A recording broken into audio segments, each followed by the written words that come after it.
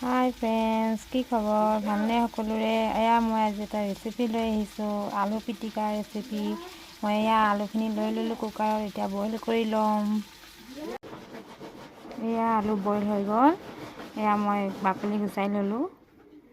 এইফালে আকৌ পিঁয়াজ অকণমান কাটি ল'লোঁ, কেঁচা জলকীয়া কাটি ল'লোঁ।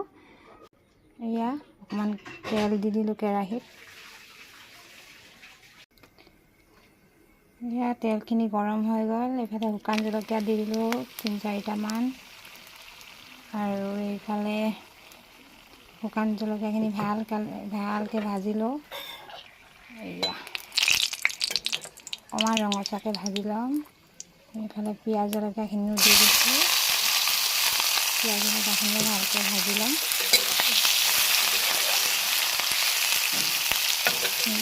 ভাজি লৈছোঁ, অকণমান ৰঙচুৱাকৈ ভাজি ল'ম। এয়া জলকীয়া আৰু পিঁয়াজখিনি ভালকৈ ৰঙচুৱাকৈ ভাজি ল'লোঁ। এতিয়া মই ইয়াতে আলুখিনি দি দিম। এয়া বইল কৰি থোৱা আলুখিনি এয়া দি দিলোঁ। এতিয়া অকণমান ভালকৈ লৰাই দিম। লৰাই দিয়াৰ পাছত অকণমান নিমখ দি দিম। এয়া নিমখ অকণমান দি দিলোঁ। এতিয়া ভালকৈ আকৌ লৰাই দিম। অকণমান আলুখিনি ভালকৈ ৰঙচুৱাকৈ ভাজি ল'ম। ভজাৰ পিছত তাৰপিছত অকণমান এনেকৈ লৰাই দিওঁ। ভালকৈ বইল হৈছে বাৰু, আৰু ৰঙচুৱাকৈ ভাজি ল'ম আৰু।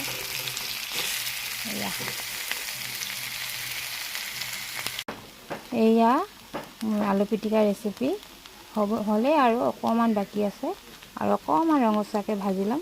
ভাল লাগে ৰঙচুৱাকৈ ভাজি ল'লে।